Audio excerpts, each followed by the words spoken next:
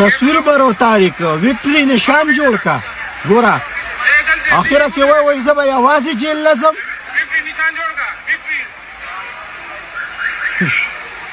دا ام پی ای دی ښه ګوره ښه یا مسلمانانو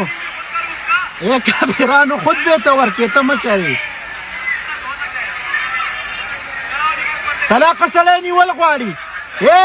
سړی ونیسه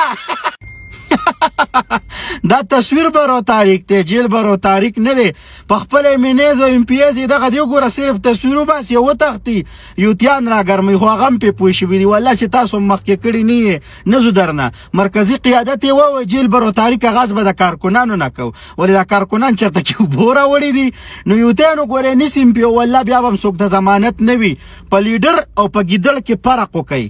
څنګه دا ستاسو لیډران دي ګوره پی ټي آی والا دا څه کوي دا تښتي د تحریکونو نه او تاسو پې باندې ورچئ تاسو داسې اوبه راوړئ ورته ښکارئ پوه شولې لیډر مولانا فضل الرحمن صاحب دی او ګیدړان تاسو خپل وپېژندل دقه خلک دي پوه شولې نو راځئ د لیډر ویډیو کلیپ وګورئ چې څنګه دغه کارکنان ګیر شول پارلیمنټ لاجس کې د هغه دا بیان در سره لږ واورئ مړه لیډر دې ته وایي لکه مولانا صاحب چې دی यहाँ पहुंचा हूँ मैं अपने दोस्तों के हमरा गिरफ्तारी पेश करूंगा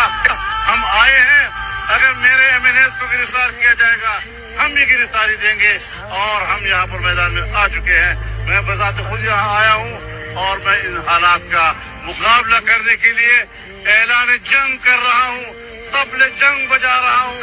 आओ मैदान में पूरा मुल्क उठेगा और तमाम मुल्क के अंदर इनको जाम कर दो इनकी हुकूमत चलने नहीं दी जाए एक घोंसला कैसे बनता है एक दिन का देख याद आया पहले तो ठीक सोच आई घर तो फिर सोच के बाद देता वही लीडर देता लीडर न वही چې په خپل په زمان پارک کې پروتي او امنیزو ته وایي چې تاسو د القی نن زما د ډیپټي نمبر دی او سبا ستاسو نمبر دی او بل ورځ د هغې نمبر دی نه بینا دا لیډر کلم نشي کېدی دا ګیدړ دی لیډر مولانا فضل الرحمن دامت برکاتهم العالیه دی چې په دا وخت کې ورغې او څنګه مقابله وکړه ورته وایي زه په خپله ګرفتاري ورکوم ما ګرفتاره کوي